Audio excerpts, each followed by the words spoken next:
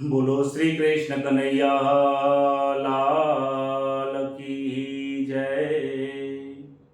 भागवत भगवान की जय।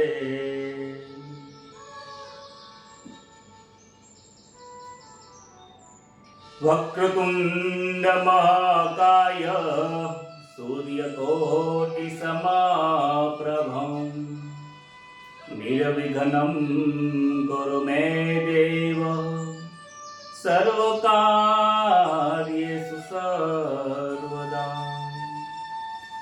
वसुदेवसुतं देवं कंसचारुनमर्दनम् देवकी परमानन्दम् कृष्णं वन्दे जगद्गुरु। गुरुर्ब्रह्मा गुरुर्विष्णु गुरुर्देवो महेश्वरा गुरु साक्षात् परब्रह्म तस्मै श्री गुरुवे नमः।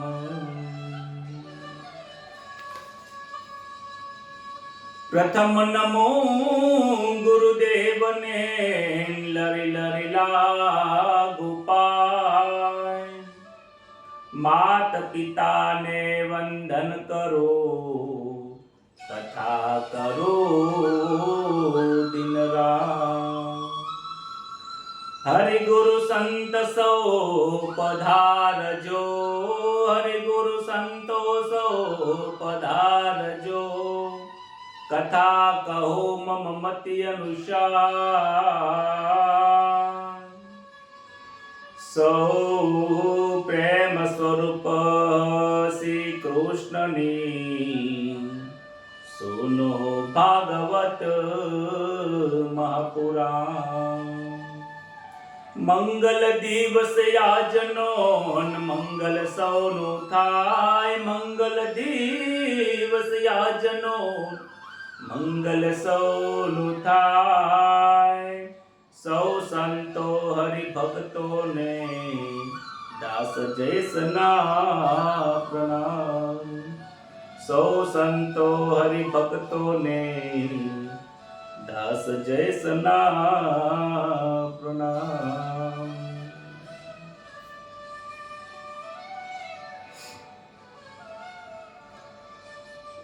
परम पवित्र एवा भादरवा मासनी अंदर श्रीमद भागवत महापुराणनी कथा सांभळवा ईश्वरना नामनो महिमा जानवा माटे पितृओना उद्धार अर्थे आपड़ा सौना कल्याण अर्थे આજના શુભ દિવસે આપણા સૌનું મધુર મિલન થયું છે। પ્રેમ શબ્દ એ પરમાત્મા માટે જ વપરાય છે। જે રીતે ગઈકાલે આપણે કથામાં જોયું હતું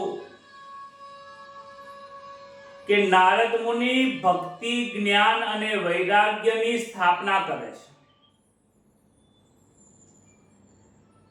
સુખદેવજી મહારાજનું જે જીવન છે એ વૈરાગ્ય વાળું છે। સુખદેવજીનો જે જન્મ છે એ વૈરાગ્ય બતાવનારું છે। વૈરાગ્યના આચાર્ય સુખદેવજી મહારાજ છે અને ભક્તિના આચાર્ય નારદ મુનિ છે। આ બંને જણા भक्ति अने ज्ञानना आचार्य छे। भक्ति विना ज्ञान ज्ञान विना भक्ति भक्ति अने ज्ञान वैराग्य विना शोभता नथी।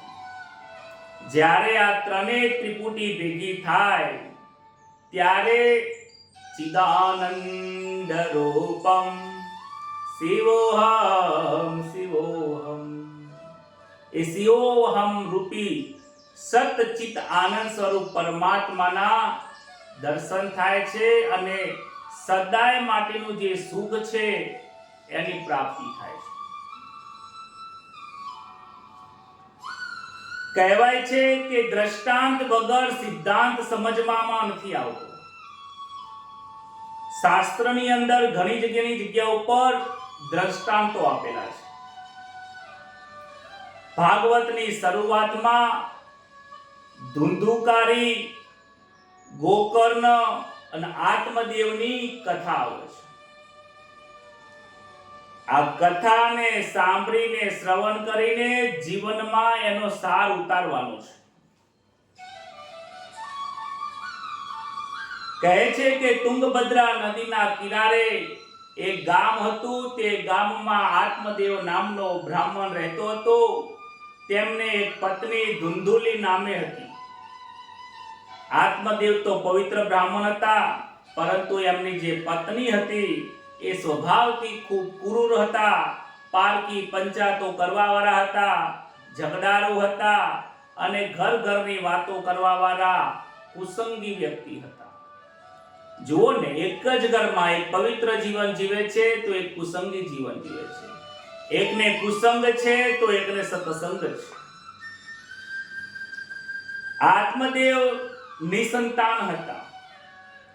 ઘરમાં પુષ્કળ સંપત્તિ હતી, બધું જ હતું, પણ શેર માટીની ખોટ એટલે કે સંતાનના અભાવે આત્મદેવ ખૂબ દુઃખી હતા. ઘણા અથાગ પ્રયત્નો સંતાન માટે કર્યા, પણ સંતાન પ્રાપ્તિ ન થઈ. માટે એમને એક દિવસ મનમાં એક અશુભ વિચાર આવ્યો. કેમ વિચાર આવ્યો? કારણ કે એમના ઘરમાં સંગ કુસંગનો હતો. જો સત્સંગ સદાય માટે મળતો રહે તો આત્મહત્યા ન કરવાના વિચારો ન આવે. પણ ઘરમાં પણ જો કુસંગો હોય તો એને સારા વિચારો નથી આવતા. આત્મદેવ કંટાળીને નાસીપાસ થઈને આત્મહત્યાનો વિચાર કર્યો. તેના માટે આત્મદેવ એક વખત વનમાં પ્રયાણ કર્યું. રસ્તામાં નદી કિનારાની બાજુમાં એક સંન્યાસી મહાત્મા મળ્યા. તેમની સામે જઈને રડવા લાગ્યા. મહાત્માએ તેમને રડવાનું કારણ પૂછ્યું. આત્મદેવ કહે છે કે હે પ્રભુ, ખાવાનું તો ઘણું મળ્યું છે, પરંતુ ઘરનો ખાનારો કોઈ નથી મળ્યો. માટે હું દુઃખી છું, સંતાનહીન છું. મને જો સંતાન થાય હોય એવો કોઈ ઉપાય હોય તો મને બતાવો. માતાએ કહ્યું, મહાત્માજી કહે છે કે તારા ઘેર પુત્ર નથી, એમાં ભગવાનની કૃપા છે. હે આત્મદેવ, તારા ઘરમાં સંતાન નથી, તારે તો ખરેખર ભગવાનની કૃપા માનવી જોઈએ. કારણ કે નસીબમાં જે લખ્યું છે એ થાય જ છે. ઘણા લોકોના જીવનમાં 7 પુત્રો લખ્યા છે, 4 પુત્રો લખ્યા છે, છતાં પણ એ પુત્રના વિયોગથી દુઃખી થાય છે. પુત્રના કારણે પણ દુઃખી થાય છે. ઘણાના ઘરમાં પુત્રના કારણે ઘરની અંદર અનેક સંપત્તિઓનો નાશ થાય છે અને તેઓ દુઃખી થાય છે. પુત્ર હોય એને પણ દુઃખ છે, પુત્ર ન હોય એને પણ દુઃખ છે. એનો મતલબ એમ કે પુત્ર હોવામાં ન હોવામાં દુઃખ, સુખ ત્યાં બંનેમાં નથી. કહે છે, ભાગવતનો સિદ્ધાંત છે કે ભગવાન જે સ્થિતિમાં રાખે એમાં જો સંતોષ રાખે તો એ વૈષ્ણવ છે. ભગવાન જે પરિસ્થિતિ આપે પરિસ્થિતિમાં રહેવાનું શીખી જાઓ તો સુખ છે. પણ ભગવાનની આપેલી પરિસ્થિતિથી સુખી આ જીવ થતો નથી, માટે તે દુઃખી થાય છે. આજે જે ઈશ્વરે આપ્યું છે એનાથી સુખી નથી થતા. જે નથી મળ્યું થોડું એના માટે દુઃખી થાય છે. બોલો, એમાં હવે ઈશ્વર શું કરી શકે? સંત કહે છે કે તારા ભાગ્યમાં સંતાનનું સુખ લખ્યું નથી. મેં આંખો બંધ કરીને ત્રિકાળ જ્ઞાન વડે જોયું તો તમને 7 ભવ સુધી સંતાન નથી. મારા ભાગ્યમાં સંતાન હોય કે ના હોય, તમારે મને દીકરો કાઢીને આપવો પડશે. મને પુત્ર આપો, નહીં તો હું મારા પ્રાણના ત્યાગ કરીશ. મહાત્માને દયા આવી. કહે છે કે હું તને એક ફળ આપું છું, આ ફળ તું તારા સ્ત્રીને આપજે, તારા ત્યાં આ ફળના પ્રતાપે લાયક પુત્રનો જન્મ થશે. પરંતુ આ ફળ તું તારા પત્નીને આપે તો એને સત્સંગી બનવાનો નિયમ આપજે. સવારમાં વહેલા ઉઠે, ભગવાનનું નામનો જાપ કરે, સૂર્યનારાયણને જળ ચડાવે, ઉપવાસ કરે, તો આ ફળનું બળ વધી જશે. આત્મદેવ તો ખુશ થઈને ફળ લઈને ઘરે આવ્યો. ફળ પોતાની પત્નીને ખવડાવ્યું નહીં, પરંતુ તેના હાથમાં આપી દીધું. ધુંધુલી જાતે ફળ ખાતી નથી. તે અનેક પ્રકારના કુતર્કો કરે છે, વિચાર કરે છે, ફળ ખાઈશ તો હું સગર્ભા થઈ જઈશ, પરિણામે મને દુખી થશે, બાળકને નાનો મોટો પાલન કરવું પડશે, એને પાલન કરવામાં કેટલું મોટું દુઃખ આવી પડશે, એને મારે ધવરાવવો પડશે, મારું શરીર બેડોળ થઈ જશે. આજના જમાનામાં, આજના યુગમાં ભણેલી ગણેલી આજની સ્ત્રીઓ પણ આવું વિચારે છે.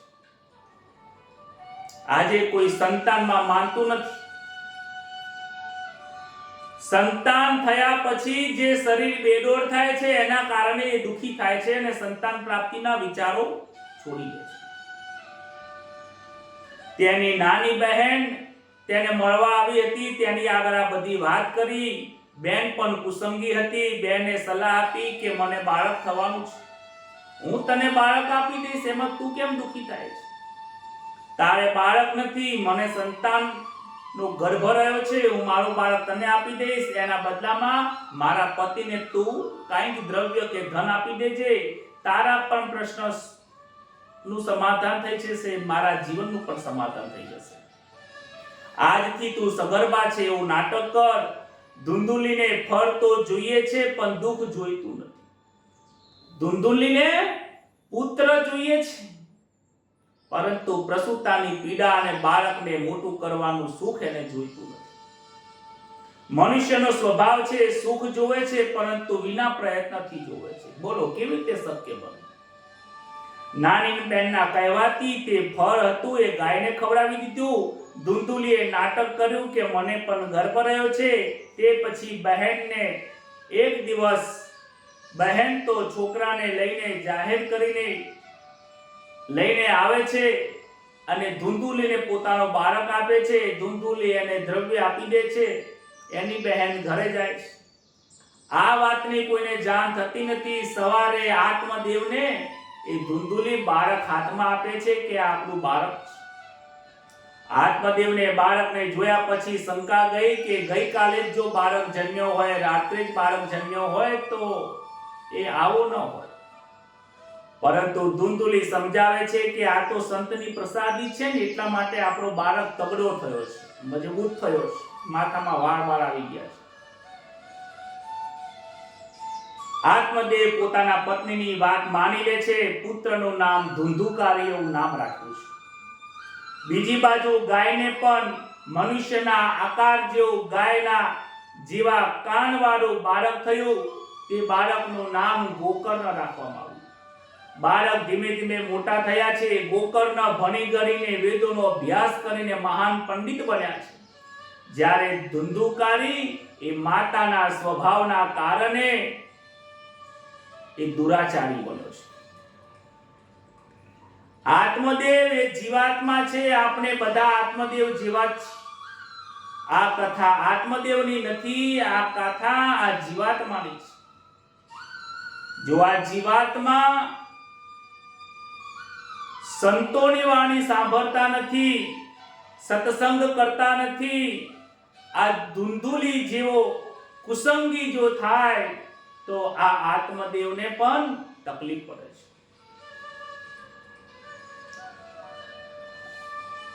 ધુંધુકારી ખૂબ દુરાચારી થયો, ખૂબ પાપી થયો. ચોરી કરે છે, ખોટા કાર્ય કરે છે અને ધુંધુકારી ધીરે ધીરે મોટો થઈને 5 વેશ્યામાં ફસાઈ જાય છે. વિચાર કરો કે 5 વેશ્યાઓ કોણ છે? કેમ 4 નથી કીધી, કેમ 6 નથી કીધી, 5 જ વેશ્યાઓ કહી? સમજવું પડશે કે એ 5 વેશ્યાઓ એ 5 વિષય છે. આ જીવાત્મા 5 વિષયમાં ફસાયેલો છે. કયા 5 વિષય? તો શબ્દ, સ્પર્શ, રસ, રૂપ અને ગંધ. આ જીવાત્માને સારું સારું જોવું ગમે છે, સારું સારું બોલવું ગમે છે, સુંદર વસ્તુને સ્પર્શ કરવી ગમે છે, સુગંધીદાર વસ્તુ સૂંઘવા જોઈએ છે અને બોલવા જોઈએ છે. આ 5 વિષયમાં જીવાત્મા ફસાયેલો છે, માટે એ દુખી થાય છે. ધુંધુકારી મોટો થઈને સ્નાન કરતો નથી, શૌચ ક્રિયા કરતો નથી, ખૂબ કામી બને છે અને સંધ્યા વંદન પૂજા પાઠ બ્રાહ્મણોનું નિત્ય કર્મ છે એ કરતો નથી. શાસ્ત્રમાં સ્નાનના 3 પ્રકારો બતાવ્યા છે. સવારમાં વહેલા સૂર્યોદયની પહેલા જે ઋષિઓ સ્નાન કરે છે 4 થી 5 ના બ્રહ્મ મુહૂર્તમાં, એને ઋષિ સ્નાન કહેવાય છે. એ ઉત્તમ સ્નાન કહેવાય છે. 5 થી 6 વાગ્યા સુધીની અંદર સૂર્યોદયની ઘડીના થોડા સમય પહેલા જો સ્નાન થાય તો એ મનુષ્યનું સ્નાન છે, એ મધ્યમ સ્નાન છે. પરંતુ સૂર્યોદય થયા પછી જો સ્નાન કરવામાં આવે 6, 7, 8, 9, 10, 11 વાગ્યા પછી સ્નાન કરવામાં આવે તો એ રાક્ષસી સ્નાન છે. સૂર્યોદય પછીનો જે વ્યક્તિ સવારમાં ઉઠે છે એને સૂર્યનારાયણ શ્રાપ આપે છે. તમે જોજો, એ ઘરમાં દરિદ્રતા હશે, આળસ હશે, ક્રોધ હશે, એ ઘરની અંદર અનેક પ્રકારના દુઃખો જોવા મળતા હશે. જે ઘરની અંદર વહેલા ઉઠવાની આદત હશે, વહેલા ઉઠીને પ્રભુનું નામ લેવાતું હોય, ભજન કીર્તન થતા હોય, આનંદ થતો હોય, સત્સંગ થતો હોય, પ્રભુના નામનો પાઠ થતો હોય, જાપ થતા હોય, તો એ ઘરની અંદર ક્યારે કુસંગ આવતો નથી. કહે છે કે સૂર્ય એ બુદ્ધિના માલિક છે. સંધ્યા પૂજા કરવાથી બુદ્ધિ મજબૂત બને છે અને સદબુદ્ધિની પ્રાપ્તિ થાય છે. ધુંધુકારી અહીંયા ખોટું કાર્ય કરે છે. પુત્રના દુરાચરણ જોઈને આત્મદેવને ગ્લાનિ થાય છે, દુખી થાય છે. કહે છે કે આના કરતા વાંઝિયો રહ્યો હોત તો સારું હતું.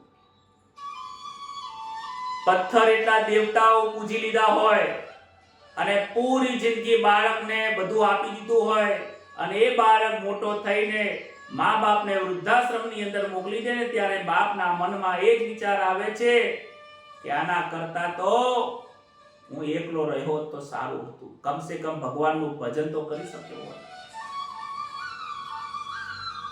એક પિતા બાળક માટે કેટલી મજદૂરી કરે છે તમારા સિવાય બીજું કોણ જાણી શકે? એક પિતા સિવાય બીજું કોઈ જાણી શકતો નથી. એવા પિતૃઓના માસ છે. ઘરમાં જેને પણ માતા પિતાની સેવા મળી હોય તો દરરોજ માતા પિતાની સેવા કરજો, એમની સાથે રહેજો. સંજોગો વસાત નોકરી માટે યા ધંધા અર્થે બહાર જવાનું થયું હોય તો દરરોજ માતા જોડે અને પિતાજી જોડે વાતો કરજો. અડધો કલાક બેસજો, વાતો કરજો, સમાચાર પૂછજો. રવિવારની રજા હોય તો ચોક્કસ પેટ્રોલનો ખર્ચો કરીને મળવા જજો. એમના મનથી, એમના હૃદયથી ક્યારે દૂર ના થતા. બને તો એમના આંખોથી પણ દૂર ના થશો.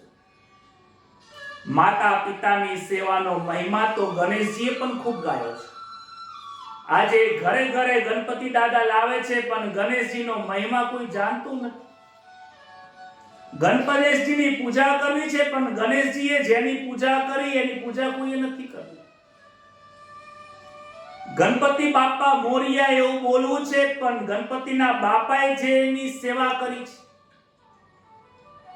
ગણપતિએ એમના બાપાની જે સેવા કરી છે એ સેવા તો કોઈને કરવી નથી. આપણા ઘરમાં જે આપણા મા બાપ છે એ જ શિવ સ્વરૂપ છે, એ જ શક્તિ સ્વરૂપ છે. એમની સેવા એ જ પ્રભુની સેવા છે.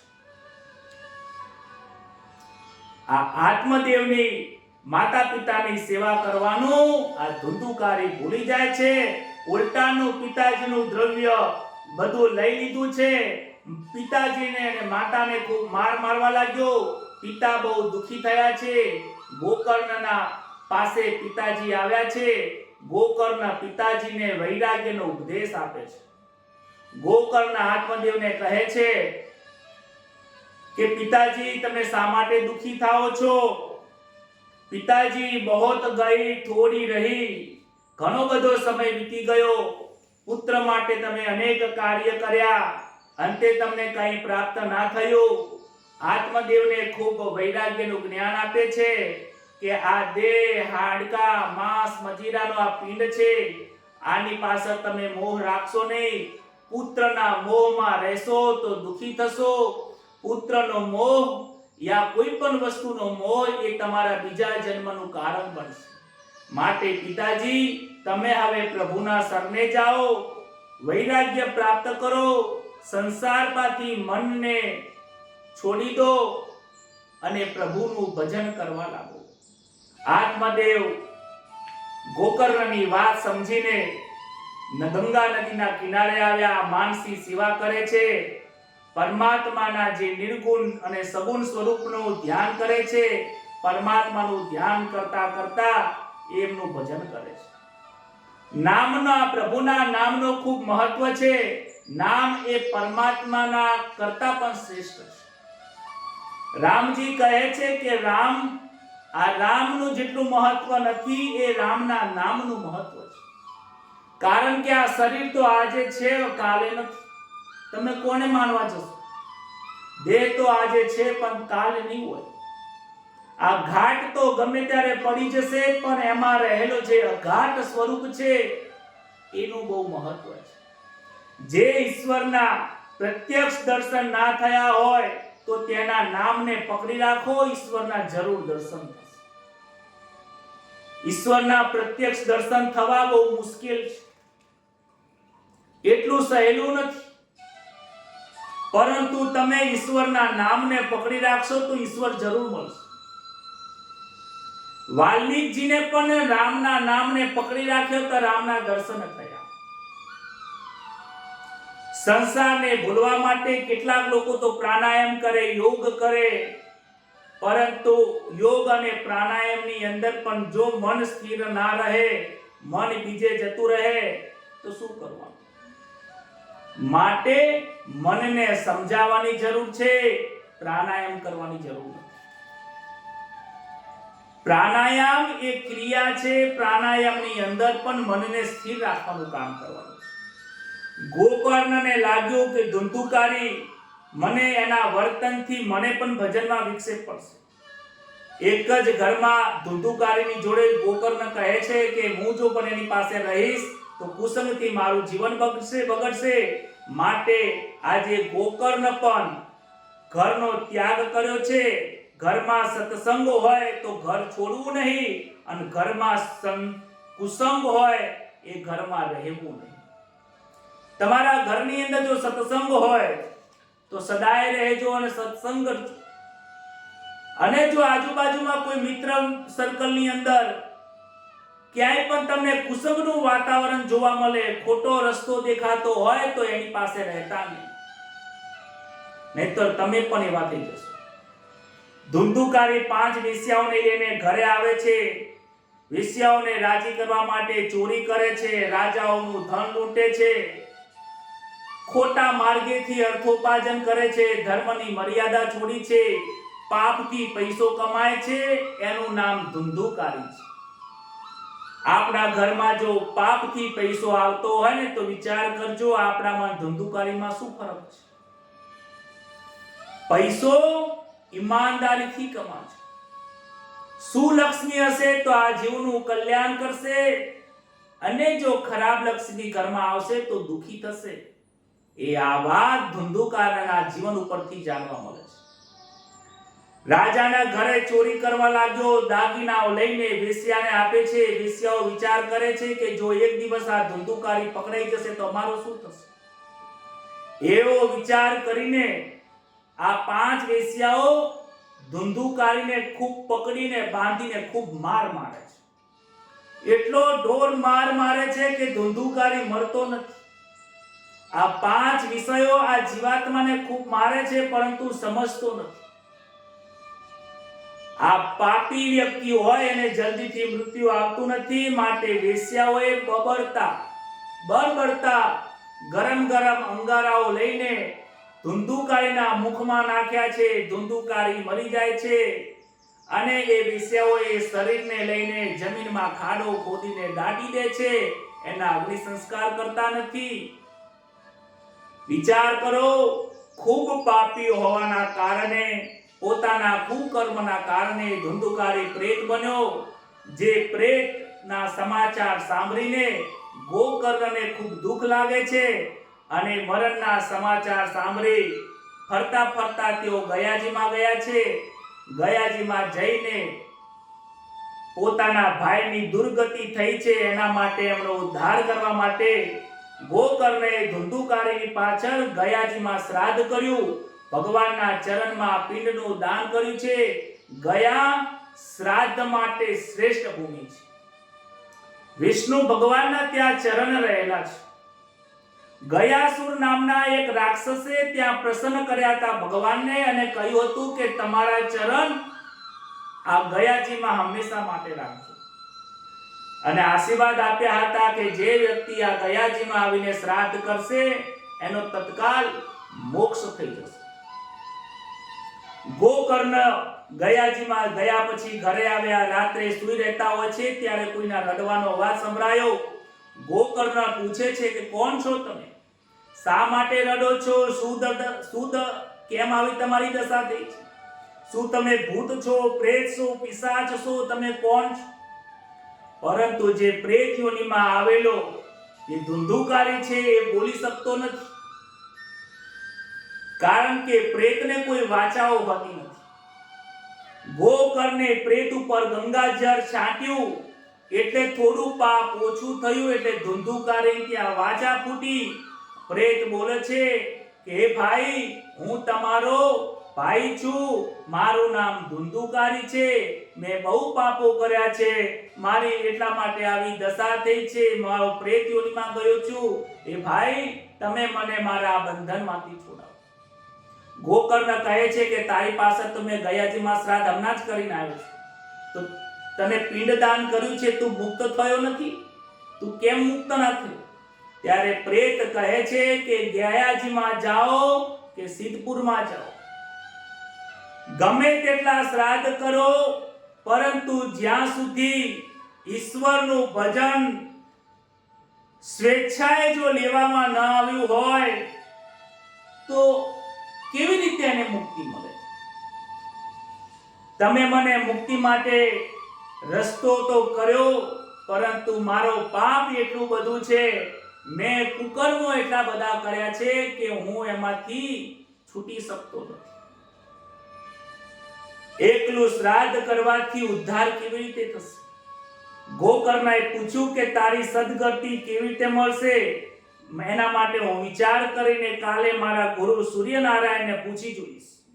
સવારમાં ઉઠીને ગોકર્ણ સંધ્યા પૂજા કરીને સૂર્યનારાયણને અર્ઘ્ય આપે છે. સૂર્યનારાયણ આવે છે ત્યારે સૂર્યનારાયણ ઉભા રહેવાનું કહે છે. હે મહારાજ, હે સૂર્યનારાયણ ઉભા રહો. સૂર્યનારાયણ ક્યારે સ્થિર રહેતા નથી. એ હંમેશા માટે સમય પ્રમાણે કાલની ગતિએ ચાલ્યા કરે છે. પરંતુ ત્રિકાળ સંધ્યા કરવા વાળા આવા ગોકર્ણમાં એટલી તાકાત હતી કે એમણે સૂર્યને ઉભા રાખ્યા. સૂર્યનારાયણે પૂછ્યું, ભાઈ શું કામ છે, કેમ મને રોક્યો? ગોકર્ણ કહે છે કે મારા ભાઈનો ઉદ્ધાર થાય એવો કોઈ ઉપાય બતાવો. સૂર્યનારાયણ કહે છે કે હે ગોકર્ણ, તમે મને બહુ સરસ પ્રશ્ન પૂછ્યો છે. શ્રીમદ ભાગવત મહાપુરાણની કથાનું શ્રવણ કરો, એનો વિવેકપૂર્વક પાઠ કરો. જે જીવ શ્રદ્ધાથી, મુક્તિની શ્રદ્ધાથી ભાગવતની કથા સાંભળે છે, ભાગવત ભગવાન એને મુક્તિ આપે છે. ભાગવતનો શાસ્ત્રનો મહિમા બહુ મોટો છે. ભાગવતનો મતલબ થાય છે ભગવાનના મુખની કથાઓ. ભાગવતનો અર્થ થાય છે ભગવાનના પ્રેમની કથાઓ. ભાગવતનો અર્થ થાય છે ભગવાનના ભજન કરવું. ભગવાનનું ભજન એ જ ભાગવત છે. પ્રભુના દર્શન એ જ ભાગવત છે. ભગવાનના કહેલા માર્ગે માર્ગે ચાલવું એનું નામ ભાગવત છે. જે સાંભળ્યા પછી બીજું કઈ સાંભળવાની જરૂર ના પડે એનું નામ ભાગવત છે. જે સાંભળ્યા પછી આ સંસારમાંથી મોહ છૂટી જાય એનું નામ ભાગવત છે. અને જે સાંભળ્યા પછી જન્મ અને મરણના બંધનમાંથી છૂટી જાય એનું નામ શ્રીમદ ભાગવત મહાપુરાણ છે. એ જ મહાપુરાણની આપણે સૌ કથા સાંભળવા માટે એકત્રિત થયા છે. ધુંધુકારીના પાપને છોડાવવા માટે અષાઢ માસની અંદર ગોકર્ણે ભાગવત સપ્તાહનું પારાયણ કર્યું છે. પરીક્ષિત રાજાએ કળિયુગ જ્યારે બેઠો, યાદ રાખજો, કળિયુગ બેઠાના 30 વર્ષ પછી પરીક્ષિત રાજાએ ભાદરવા સુદ નોમના દિવસે ભાગવતની કથા સાંભળી હતી. અને એના 200 વર્ષ પછી આ ગોકર્ણ ધુંધુકારીને, આ પ્રેત યોનિમાં ધુંધુકારી છે, એને આ કથા સંભળાવી રહ્યા છે. પરીક્ષિત રાજાના 200 વર્ષ પછી આ કળિયુગની જ વાત છે. અષાઢ માસની અંદર ભાગવત સપ્તાહનું પારાયણ કર્યું. કથામાં ભીડ થઈ ગઈ છે. ધુંધુકારીને બેસવામાં જગ્યા ના મળી એટલે 7 ગાંઠ વાળી એક વાસમાં તેને પ્રવેશ કર્યો. રોજ કથા સાંભળે છે તેમ એક વાસની ગાંઠો તૂટતી જાય છે. 7મા દિવસે પરીક્ષિત રાજાના મોક્ષની કથા આવી. કથા સાંભળીને વાસમાંથી દિવ્ય પુરુષ બહાર આવે છે. ગોકર્ણને પ્રણામ કરીને બોલ્યો, ભાઈ, તે મને પ્રેત યોનિમાંથી મુક્ત કર્યો છે. ભાગવતની કથા પ્રેત યોનિની પીડા પણ નિવારણ કરવા વાળી છે. હું અધમ હતો, પાપી હતો, કુકર્મી હતો, કુસંગી હતો, છતાં પણ આજે શ્રીમદ ભાગવત મહાપુરાણની કથા સાંભળીને મેં મારા જીવનને ધન્ય થયું છે. ધન્ય છે ભાગવત કથાને, ધન્ય છે સુખદેવજીને, અને ધન્ય છે એ ગોકર્ણજીને. બોલો શ્રી કૃષ્ણ કનૈયા લાલ કી જય. કોમેન્ટમાં રાધે રાધે લખવું પડશે, કારણ કે રાધે રાધે લખવાથી જીવનની અંદર પ્રેમ સ્વરૂપ પરમાત્માને પ્રગટ થાય છે. જરા વિચાર કરજો કે ધુંધુકારીના વાંસની ગાંઠ તો તૂટી ગઈ, પણ આપણા આ વાંસની ગાંઠ, આ જડની જે ગાંઠ પડી છે એ તૂટતી કેમ નથી? એક જડરૂપી વાંસની ગાંઠ તૂટી ગઈ તો આ ચૈતન્યની અંદર પડેલી આ ગાંઠ, આ મનમાં પડેલી ગાંઠ કેમ ના તૂટે? ધુંધુકારીને લેવા પાર્ષદો વિમાન લઈને આવ્યા. પાર્ષદોને પ્રશ્ન પૂછે છે કે કેમ ધુંધુકારી માટે એક જ તમે વિમાન લઈને આવ્યા છો? કથા તો બધા લોકોએ સાંભળી છે, મેં પણ સાંભળી છે, અમારા માટે વિમાન કેમ ના આવ્યું? પાર્ષદો કહે છે કે ધુંધુકારીએ કથા સાંભળી છે ને એ રીતે તમે નથી સાંભળી. તમે બધાએ કથા તો સાંભળી છે, આ કાને સાંભળી, આ કાને નીકળી ગઈ છે. ધુંધુકારીએ કથા એકાગ્રતાથી સાંભળી છે. ધુંધુકારીએ કથા મનથી સાંભળી છે. ધુંધુકારીએ કથા પોતાના આત્માના કલ્યાણ અર્થે સાંભળી છે. ધુંધુકારીએ જે કથા સાંભળી છે એ કથા શ્રવણથી મુક્તિ મળે છે. કથા સાંભળ્યા પછી જીવનમાં એક લક્ષ્ય નક્કી કરવું જોઈએ કે મારે પણ ભાગવત ભગવાનના દર્શન કરવા છે. જો એ દર્શન ના થાય તો ભાગવત કથા સાંભળવાનો શું મતલબ? ધુંધુકારી માટે કથા કરી. અષાઢ મહિનામાં કથા કર્યા પછી શ્રાવણ મહિનાની અંદર ગોકર્ણજી ફરીથી કથા કરે છે. એક વખત કથા કરીને ભૂલ થઈ ગઈ, જેમાં આપણે શ્રવણ બરાબર કર્યું નહીં, અને ધુંધુકારીએ શ્રવણ કરીને એના જીવનનો મોક્ષ કર્યો. આ વખતે આપણે ભૂલ કરવી નથી, આપણે પણ ભૂલ કરવાની નથી. આ વખતે એવી કથા સાંભળી લઈએ કે આપણા જીવનનો મોક્ષ થઈ જાય.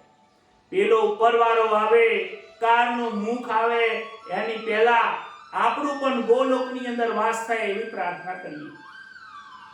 કથા સાંભળવાની સાથે 7 દિવસ સુધી ગોકર્ણએ કથા કરી. એક ચિત્તથી ગોકર્ણએ સાંભળી, બીજા વક્તા અને શ્રોતાઓએ પણ સાંભળી છે. હૃદયની અંદર પ્રેમ અને ભાવનાઓ પ્રગટ થઈ છે.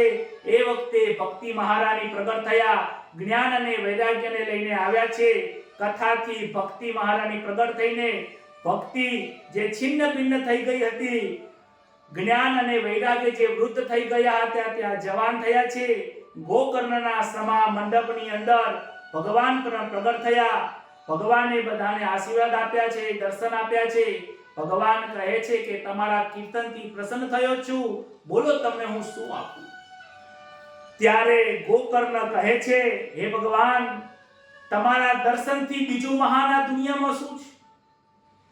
તમારા કથાનું શ્રવણ કરીએ, તમારા નામનો જપ કરીએ, તમે હંમેશા માટે દરેક ભક્તોના હૃદયમાં રહેજો. જ્યાં જ્યાં ભાગવતની કથા સંભળાય ત્યાં તમે સાક્ષાત સ્વરૂપે રહેજો. જે આનંદ વૈકુંઠમાં મળે છે એ આનંદ ભાગવત કથા સાંભળવાના દરેક જનોને મળે. જો પ્રેમપૂર્વક ભાગવતની કથા સાંભળવામાં આવે તો ભાગવતનો ગ્રંથ એવો નથી કે મર્યા પછી શાંતિ આપે. ભાગવતનો ગ્રંથ એવો નથી કે મર્યા પછી મુક્તિ આપે. એ તો જીવતાને પણ મુક્તિ અપાવે છે. આ સદેહ ગોલોકની અંદર વૈકુંઠમાં વાસ કરાવે એવી આ શ્રીમદ ભાગવતની કથા છે. વેદાંતના સિદ્ધાંતમાં તો વ્યાસ મુનિએ મહાત્માથી ખૂબ ભરી દીધો છે. ભાગવત એ ભવ રોગોમાંથી નીકળવાની મુખ્ય દવા છે. નિષ્કામ ભાવે કથા કરેલી હોય તો જીવનમાં ખૂબ સુખ મળે. કથા કેવી રીતે કરવી, ક્યાં કરવી, એના પણ નિયમો છે. વક્તા કેવો હોવો જોઈએ, શ્રોતા કેવો હોવો જોઈએ. ગોકર્ણ મહારાજે પહેલા કથા કરી, પરંતુ ભગવાનની પ્રાપ્તિ ના થઈ. પાછળથી ફરીથી કથા કરી. વક્તાના લક્ષણો બતાવ્યા છે કે વક્તા જે કથા તમે સાંભળવા જાઓ એ વક્તા પવિત્ર હોવો જોઈએ, જ્ઞાની હોવો જોઈએ, નિસ્વાર્થી હોવો જોઈએ, અધિકારી હોવો જોઈએ. સુખદેવજી મહારાજ જેવી એમની બ્રહ્મ દ્રષ્ટિ હોય અને એવા વક્તા જોડેથી જો કથા સાંભળી હોય તો 7 દિવસમાં કલ્યાણ થઈ જાય છે. વક્તા જ્ઞાની હોવો જોઈએ, નિરભિમાની હોવો જોઈએ. વક્તાને કોઈ લેવાની ભાવના ન હોવી જોઈએ.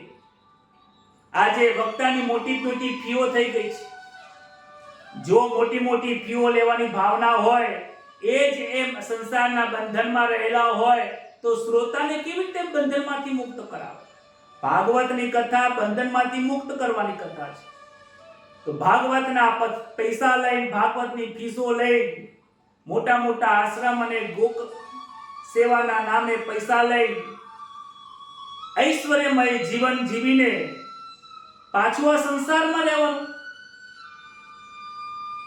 સંસારમાં મુક્ત થવા માટેની તો આ કથા છે.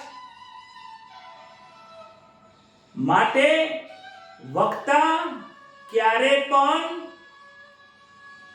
કોઈ પણ પ્રકારનો સ્વાર્થી ન હોવો જોઈએ. નિસ્વાર્થ ભાવે કથા કરવા વાળો હોવો જોઈએ. વક્તા જ્ઞાની હોવો જોઈએ. વક્તા બ્રાહ્મણ હોવો જોઈએ. બ્રાહ્મણ વક્તા હશે તો એનામાં અભિમાન જલ્દીથી નહીં આવે કદાચ. પણ કદાચ બ્રાહ્મણ નહીં હોય તો અભિમાન આવવાની શક્યતાઓ પૂરી છે. વક્તાઓની સાથે સાથે શ્રોતાઓના પણ લક્ષણ કયા છે? શ્રોતાનું મન સ્થિર હોવું જોઈએ. શ્રોતાએ સર્વ પ્રકારની ચિંતા છોડીને કથામાં બેસવું જોઈએ. સંસારથી વિમુખ થઈને કથામાં બેસવું જોઈએ. દુકાન અને ધંધાના વિચારો કરતા કરતા કથામાં બેસો તો કથામાં મુક્તિ નહીં મળે. જ્યારે પણ તમે આ 9:30 થી 10:30 ની કથા સાંભળો તો 1 કલાક માટે સંસારથી વિમુખ થઈ જજો. આ 1 કલાક માટે સંસારને મનથી દૂર કરી દેજો. જોજો પછી કેટલો આનંદ આવે છે ભગવાન શ્રી કૃષ્ણની કથા સાંભળવામાં. કથામાં વક્તા અને શ્રોતાએ ક્રોધ ન કરવો જોઈએ. વક્તાનું આસન ઊંચું હોવું જોઈએ. કથા સાંભળ્યા પછી વક્તાએ કથા સાંભળ્યા પછી કથા શ્રવણ કર્યા પછી યમપુરીમાં એ લોકો જતા નથી, પરંતુ વૈકુંઠમાં જાય છે. યમ રાજા અને યમદૂતોને પણ ભાગવત કથા સાંભળ્યા પછી એમને પણ વૈકુંઠ મળે છે. કેવી રીતે ખાવું, કેવી રીતે બોલવું, કેવી રીતે ચાલવું, એનો વિવેક આ ભાગવત કથા સાંભળ્યા પછી આવે છે. ભાગવતની કથા સાંભળ્યા પછી દક્ષિણાનું ખૂબ મહત્વ છે.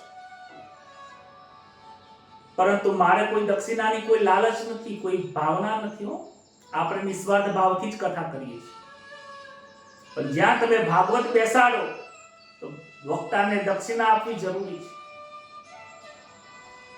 સુખદેવજી મહારાજ દક્ષિણા માંગતા નથી, પરંતુ દક્ષિણામાં કહે છે કે હે પરીક્ષિત, તારે જો દક્ષિણા આપ્યું હોય તો તારું મન મને આપી દે. તારું મન તું મને આપી દઈશ તો બધું જ મને પ્રાપ્ત થઈ જશે. અને એ પરીક્ષિત રાજા પોતાનું મન, પોતાનું મસ્તક સુખદેવજી મહારાજના ચરણમાં મૂકી દે છે.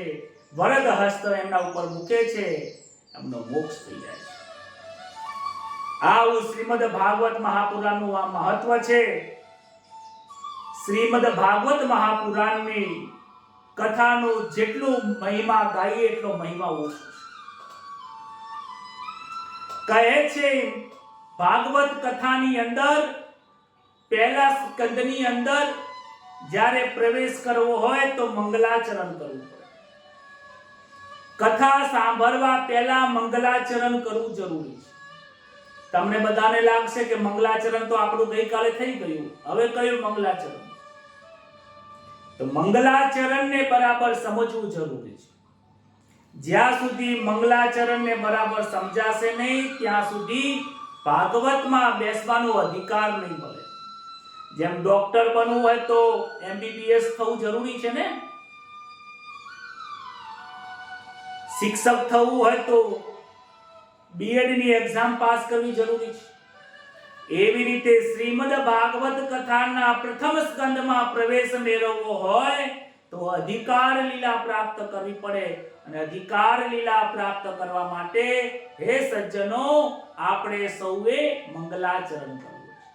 મંગલ આચરણ ઇતિ મંગલાચરણ. આપણે આપણા જીવનમાં મંગલ આચરણથી મંગલાચરણ કરવાનું છે. પરીક્ષિત રાજાએ 7 દિવસ પહેલા જ મંગલાચરણ કરી દીધું હતું. ઘર પરિવારને છોડી દીધો હતો. જન્મેજય રાજાને રાજ સુખ આપીને જંગલમાં નીકળી ગયા હતા. આપણે આ સંસારને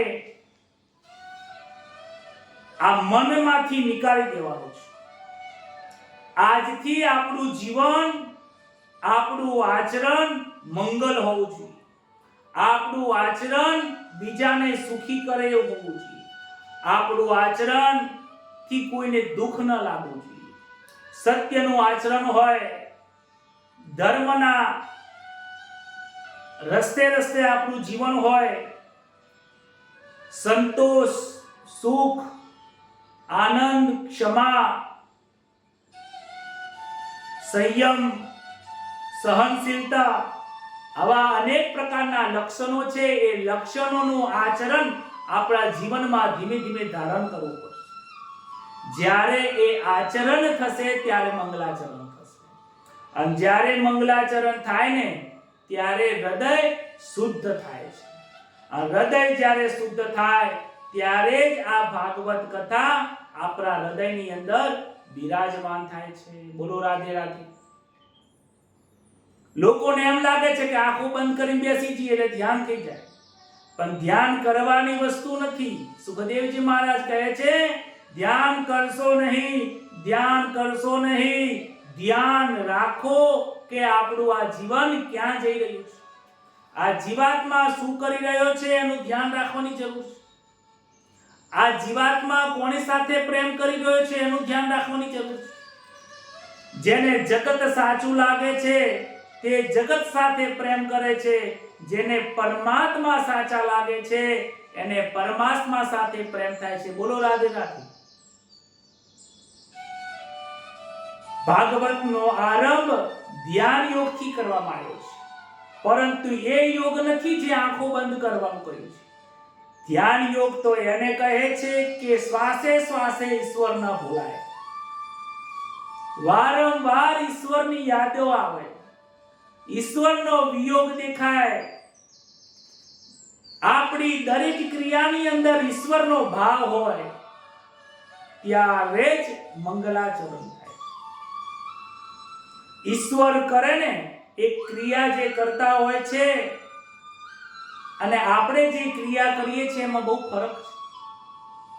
આપણે જે ક્રિયા કરીએ છીએ એ બંધનરૂપ છે, અને જે ઈશ્વર જે ક્રિયા કરે છે એને લીલા કહેવાય છે. લીલાની અંદર બંધન હોતું નથી, કારણ કે એ આસક્તિ વગર નિસ્વાર્થ ભાવથી નિષ્કામ કર્મ કરવામાં આવે છે. પરંતુ આપણે જે કર્મ કરીએ છીએ, સત્કર્મ કરતા હોય, દર્શન કરીએ, દાન કરીએ, પૂજા કરીએ, પાઠ કરીએ, જાપ કરીએ, વ્રત કરીએ, જે પણ કાર્ય કરીએ, સકામ કરીએ. સકામ એટલે કોઈ કામની ઈચ્છાથી કરીએ છીએ. જે કામની ઈચ્છાથી કરવામાં આવે ત્યાં પરમાત્મા નથી આવતા.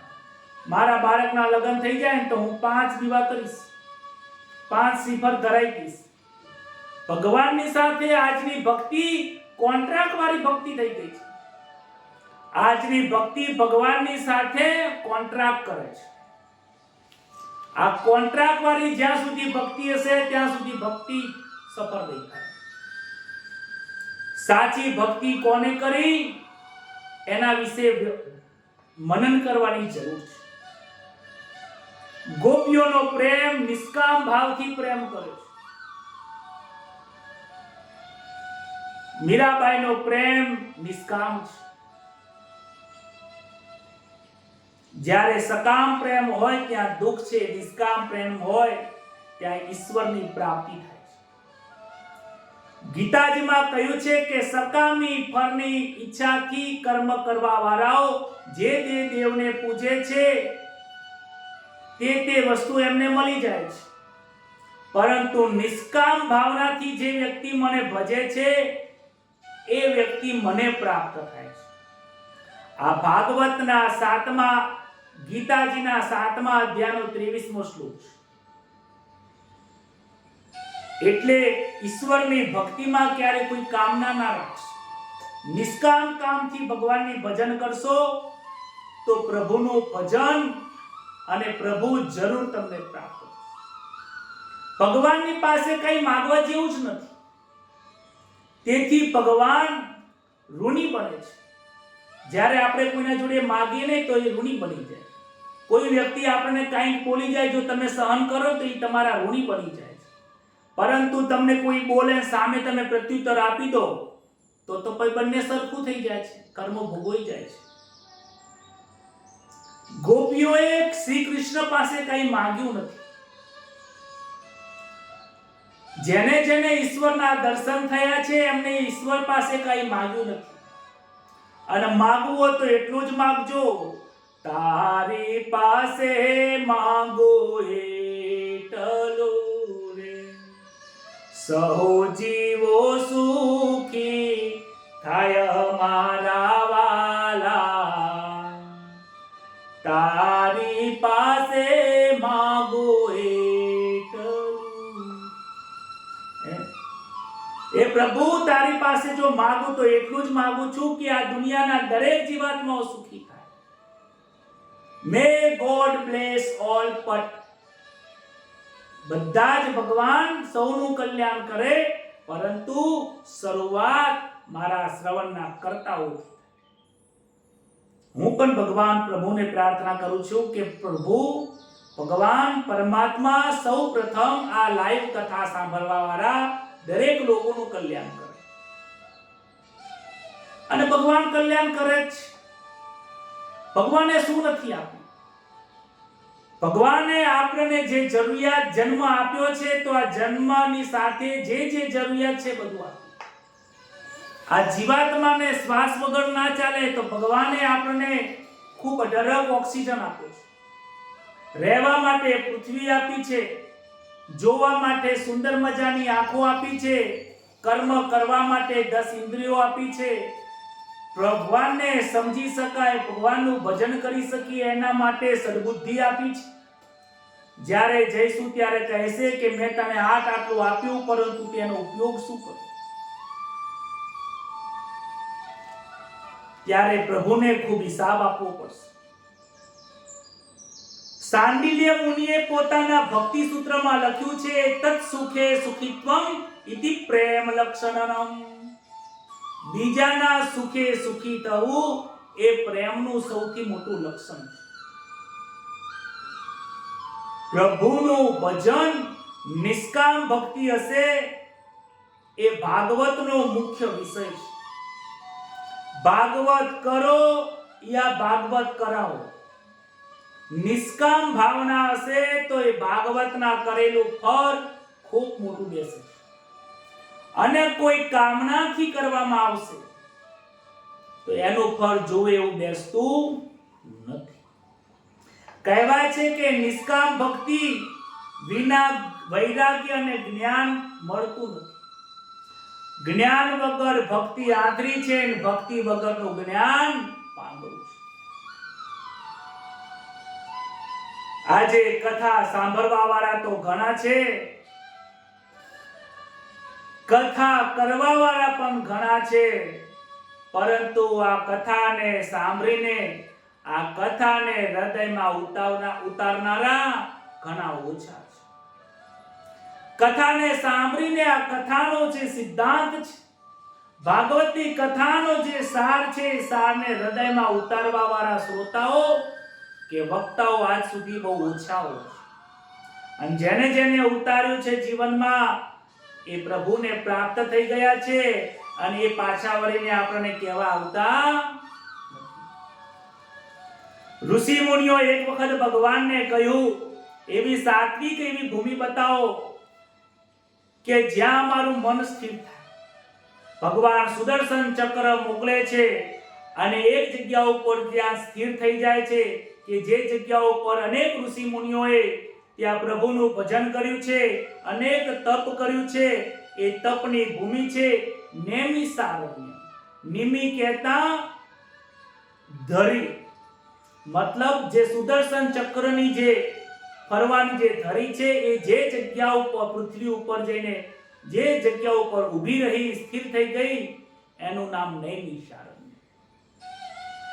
નૈમિષારણ્ય એ એવી સાત્વિક ભૂમિ છે કે 88,000 ઋષિઓનું ત્યાં બ્રહ્મસૂત્ર થયું છે. તે બ્રહ્મસૂત્રમાં એક વખત સૂતજી પધાર્યા છે. શાસ્ત્રો તો કહે છે કે 100 કામ મૂકીને ભોજન કરો, 1000 કામ મૂકીને સ્નાન કરો, 1,00,000 કામ મૂકીને દાન કરી દેજો અને કરોડો કામ મૂકીને પ્રભુનું સ્મરણ કરજો. આજે આપણને પણ સંસારના દરેક કાર્ય મૂકીને ઈશ્વરનું ભજન કરવાનો સમય પ્રાપ્ત થયો છે. દરરોજ દરેક કાર્ય મૂકીને, દરેક કાર્ય સાઈડમાં મૂકીને 9:30 થી 10:30 વાગ્યા સુધી 1 કલાક, 1.25 કલાક, 1.5 કલાક જે કથા મને મળી છે એ કથાનો હું રસપાન જરૂર કરીશ. આવો આ દ્રઢ નિર્ણય લઈ લો. કથાના દિવસે આપણું પાપ છોડી દેવું છે. મનની અંદર જ્યાં સુધી જિજ્ઞાસા થશે નહીં, ઈશ્વરને મળવાની તમન્ના થશે નહીં, આતુરતા થશે નહીં, ત્યાં સુધી ઈશ્વરની પ્રાપ્તિ થતી નથી.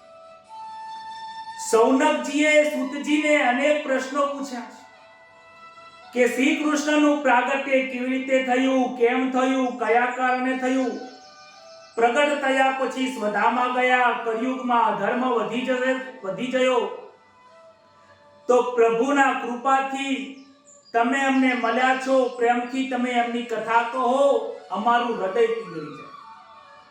જ્યારે કથામાં જાઓ ને ત્યારે ગરીબ બની જાઓ, ઈશ્વરની પાસે જાઓ ત્યારે એકદમ ગરીબ વ્યક્તિ બની જાઓ, અમીરી બનીને ના જશો. બને ને તો મંદિરમાં પ્રભુની સામે એકલા જાઓ, કારણ કે બધાની સાથે જશે તો વાતો થશે અને પ્રભુનું ભજન નહીં થાય.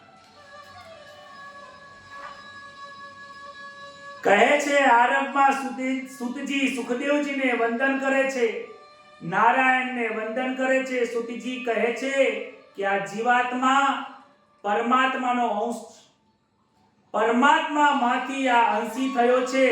આ જીવ કોઈનો અંશ નથી, ફક્ત ને ફક્ત ઈશ્વરનો સ્વરૂપ છે. આ જીવાત્મા પરમાત્માનો છે, એમાંથી વિખૂટો પડ્યો છે. જેમ એક સોનાનો ટુકડો હોય, સોનાના ટુકડામાંથી એક હાર બનાવ્યો હોય, એક વીંટી બનાવી હોય, એવી રીતે અલગ અલગ ઘાટ બન્યા છે. એવી રીતે આ જયેશ છે, કોઈ મુકેશ છે, કોઈ સુરેશ છે, આવા અનેક ઘાટો પરમાત્માના બનેલા છે. નર અને નારાયણનો અંશ.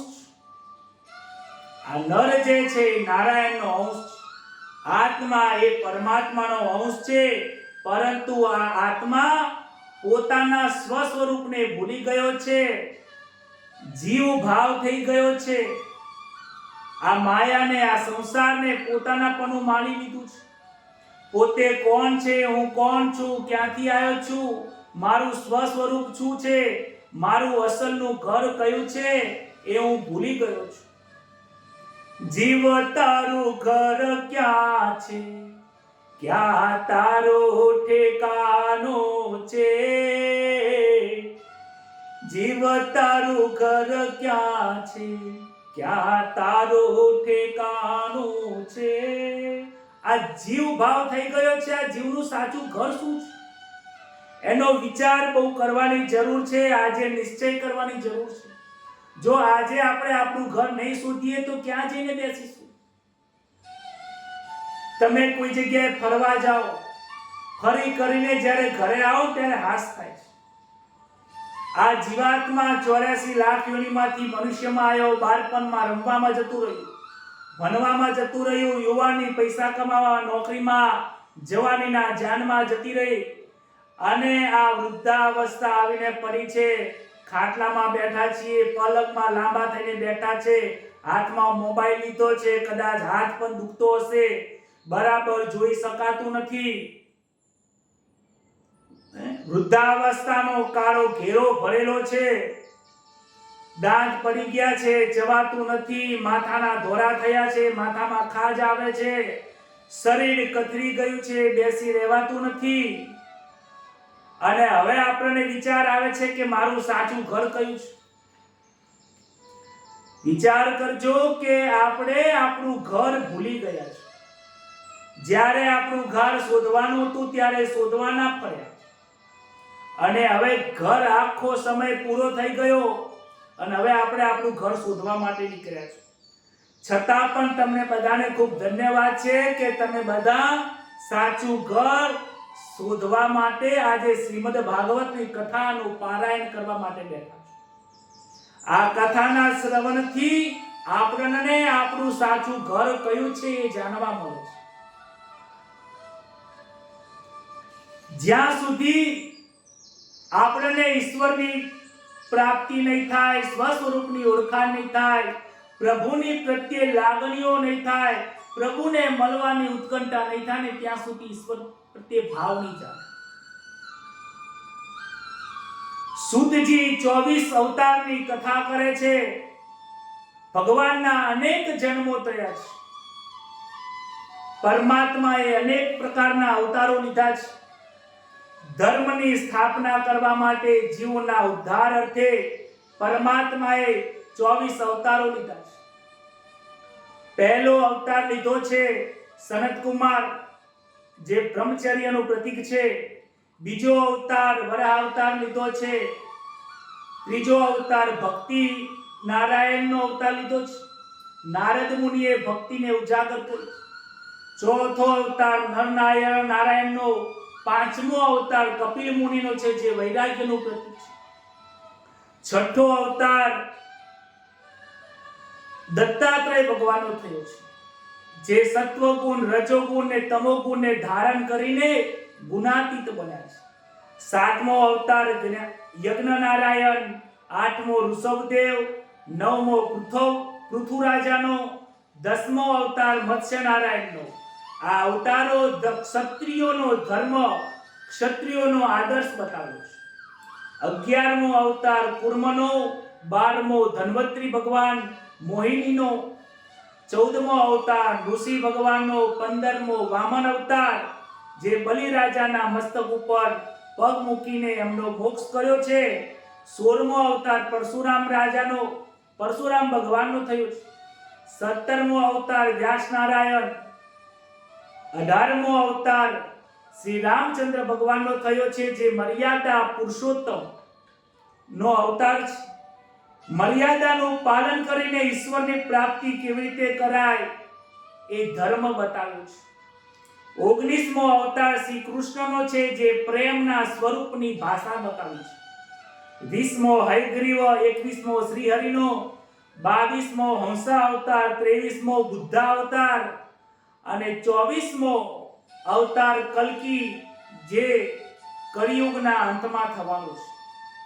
અત્યાર સુધીમાં ભગવાનના મર્યાદા પુરુષોત્તમ શ્રી રામજી અને કૃષ્ણના આ પરમ બે પૂર્ણ અવતારો થયા છે. સુતજીએ કહે છે, સુખદેવજીએ પરીક્ષિત રાજાને કથા સંભળાવી ત્યારે ત્યાં હું હતો. એમની પાસે મને બોલાવીને કથા સંભળાવી હતી. મેં મારા નજરની સામે જ પરીક્ષિત રાજાનો મોક્ષ જોયો છે. એ મોક્ષની કથા હું તમને કહું છું. વ્યાસજીએ ભાગવતની કથાની રચના કરી. સુખદેવજી મહારાજના ખૂબ વખાણ કર્યા છે. સુખદેવજી મહારાજ એક વખત બ્રહ્મ જ્ઞાની છે, તે જ બ્રહ્મ છે જેવું છે, નિર્વિકારી છે. એમના શરીરની અંદર, એમના મનની અંદર કોઈ પણ પ્રકારનું એમને લેશ માત્ર માયા સ્પર્શ કરી શકતી નથી. સુતજી કહે છે કે દ્વાપર યુગની સમાપ્તિ થયો, વ્યાસજીને કળિયુગના દર્શન થયા છે. કળિયુગમાં વિલાસી લોકો હશે, બુદ્ધિહીન લોકો થશે અને વેદનો શાસ્ત્રનું અધ્યયન કરી શકશે નહીં. માટે વ્યાસ એમને શ્રીમદ ભાગવત મહાપુરાણની રચના કરી છે. ગ્રંથની રચના તો થઈ ગઈ, પરંતુ મનમાં અશાંતિ થાય છે, શાંતિ થતી નથી. મનમાં તે મૂંઝાય છે. અનેક પ્રકારની રચનાઓ કરવા છતાં પણ એમને મનમાં શાંતિ મળતી નથી. ત્યારે નારદ મુનિ આવીને પૂછે છે કે હે વ્યાસ મુનિજી, તમે શા માટે મનથી મૂંઝાઓ છો? ત્યારે વ્યાસ મુનિ કહે છે કે અનેક રચનાઓ કરી, 4 વેદ, 18 પુરાણ, 6 શાસ્ત્રોની રચના કરી, છતાં મને આનંદ મળતો નથી. નારદ મુનિ સમજાવે છે કે તમારી કોઈ ભૂલ તો થઈ નથી, પરંતુ નાના મોટી વાત કરું છું. તમે ઘણી મોટી રચનાઓ કરી, પરંતુ વેદાંતના સિદ્ધાંતો મૂક્યા, પણ મારા પ્રભુ શ્રી કૃષ્ણની તમે રચના કરવાનું ભૂલી ગયા છો. તમે શ્રીમદ ભાગવત મહાપુરાણની રચના કરો, જેમાં પ્રેમ રસ ભરેલો હોય. એ રસની તમે કથા કરશો. અને એ કથા મેં જ્યારે સાંભળી છે, એ સાંભળ્યા પછી મને મારા જીવનની અંદર પ્રભુના પ્રત્યે પ્રેમ જાગ્યો. કળિયુગની અંદર પ્રેમ ભક્તિ એ સહેલાઈથી ઈશ્વરને પ્રાપ્ત કરવાની કથા છે. એ હું તમને ટૂંકમાં કથા કહું છું. વ્યાસ મુનિને કહે છે કે એ મારી કથા મારા જીવનનો સાક્ષાત અનુભવ છે. કહે છે કે મેં બાળપણની અંદર જ્યારે મારા પિતાજી નું અવસાન થઈ ગયું હતું, પરિસ્થિતિ બહુ ગરીબ હતી, ભીલનો બાળક હતો.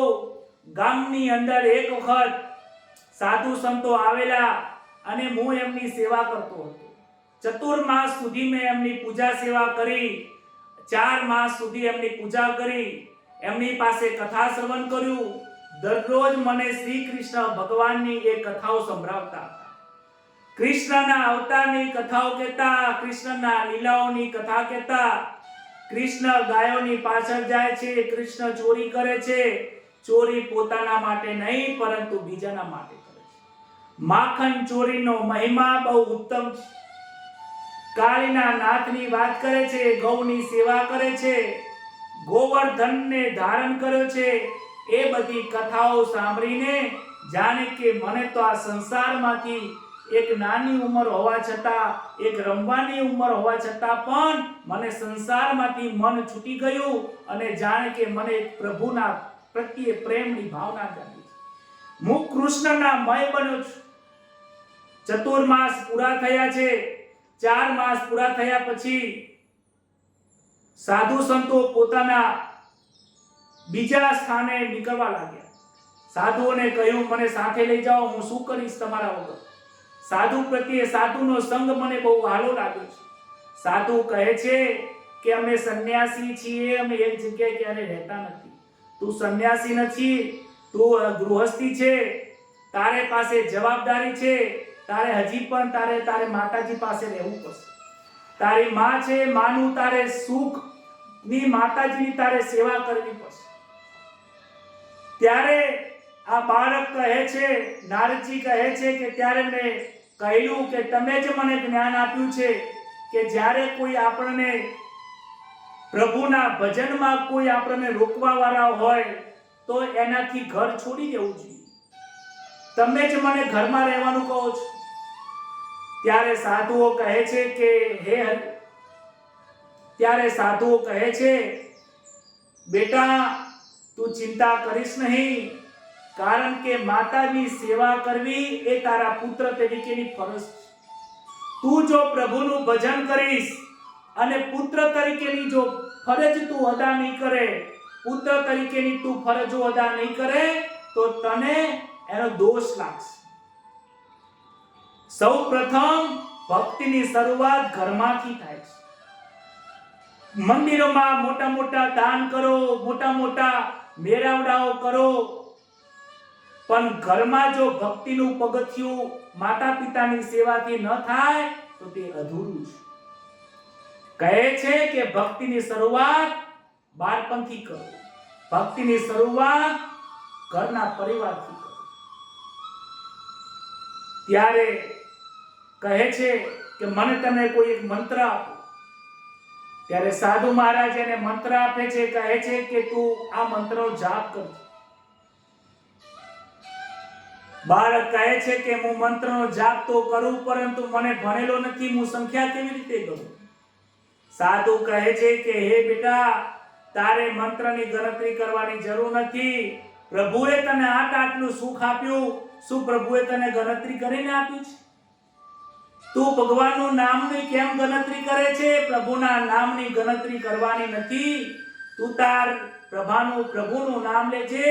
ગણતરી તો ઉપરવાળો જરૂર કરશે જ્યારે હિસાબ લેવાનો દિવસ આવશે ત્યારે. સાધુ સંતો નીકળી જાય છે, ઘરે આવે છે, માતાની સેવા કરે છે. સમય ગયા પછી માતાજીને એક વખત સર્પદંશ થવાથી એમનું મૃત્યુ થાય છે, સ્વર્ગવાસ થાય છે. અને સ્વર્ગવાસ થયા પછી એ પ્રભુનું ભજન કરે છે. જે પણ કંઈ પોતાની પાસે દ્રવ્ય હતું એ માતાના પાછળ, શ્રાદ્ધની પાછળ આપી દે છે. કારણ કે વિચાર કરે છે કે પ્રભુએ મને ઘણું બધું આપ્યું છે, પ્રભુએ આપ્યું છે, પ્રભુના કાર્ય માટે વાપરી દેવાનું છે. બધું શ્રાદ્ધમાં આપી દે છે, દાન દક્ષિણા કરી દે છે. બસ પોતે આ દેહ લઈને, પ્રભુનું નામનો મંત્ર લઈને જંગલમાં જઈને પ્રભુના નામનો જપ કરે છે. 12 વર્ષ સુધી મંત્રનો જાપ કર્યો. એક વખત એમને મનની અંદર પ્રભુના દર્શન થયા છે, પ્રભુની ઝાંખી થઈ, પરંતુ આંખો ખોલે છે તો પાછું એમને જંગલ દેખાય છે. દુખી થઈ જાય છે. દુખી થયા પછી ફરીથી પ્રભુને યાદ કરે, હે પ્રભુ, તમે મારા નજરથી કેમ જતા રહ્યા? આંખો બંધ કરું તમે દેખાવ છો, આંખો ખોલી દઉં તો તમે દેખાતા નથી. આકાશવાણી થાય છે. આકાશવાણી થઈને કહે છે કે આજે તારા મનમાં પણ હજી કંઈક વાસનાઓ રહેલી છે. જ્યાં જ્યાં સુધી સૂક્ષ્મ વાસનાઓ તારા મનમાં છે ત્યાં સુધી તને મારા દર્શન નહીં થાય. કારણ કે તને આંખો બંધ કરવાથી પ્રભુ દેખાય છે, આંખો ખોલ્યા પછી આ તને બહાર જંગલ દેખાય છે, ઝાડ દેખાય છે, પશુ દેખાય છે, પક્ષી દેખાય છે. હજુ પણ તારા મનની અંદર ક્યાંક ભેદ છે, સૂક્ષ્મ ભેદ રહેલો છે. આ જન્મમાં તારે પૂરા ભક્તિથી તારે જીવન પસાર કરવું પડશે. આવતા જન્મની અંદર તું સદાયને માટે તું મળીશ. નારદ મુનિ કહે છે કે એ સમય દરમિયાન મેં પૂરી જિંદગી પ્રભુનું નામ લીધું, પ્રભુનું ભજન કર્યું. મેં મારા નજરથી મારા શરીરનો ત્યાગ કર્યો છે. મેં મારું પ્રત્યક્ષ મૃત્યુ નિહાળ્યું છે. મૃત્યુના સમય ઉપર મને જરા પણ કષ્ટ થયું નથી. કહેવાય છે કે મૃત્યુના સમયે 1000 વીંછીઓ કરડે ને એટલું દુઃખ થાય છે. પરંતુ તમને ખબર છે વ્યાસ મુનિ, મેં પ્રભુના શ્રી કૃષ્ણના નામનો જાપ કરતો હતો ને, માટે મને કોઈ દુઃખ થયું નથી. નારદજી કહે છે ત્યારબાદ હું બ્રહ્માજીના ત્યાં જન્મ થયો. મારું નામ નારદજી થયું અને એક વખત ફરતો ફરતો હું ગોલોકમાં ગયો.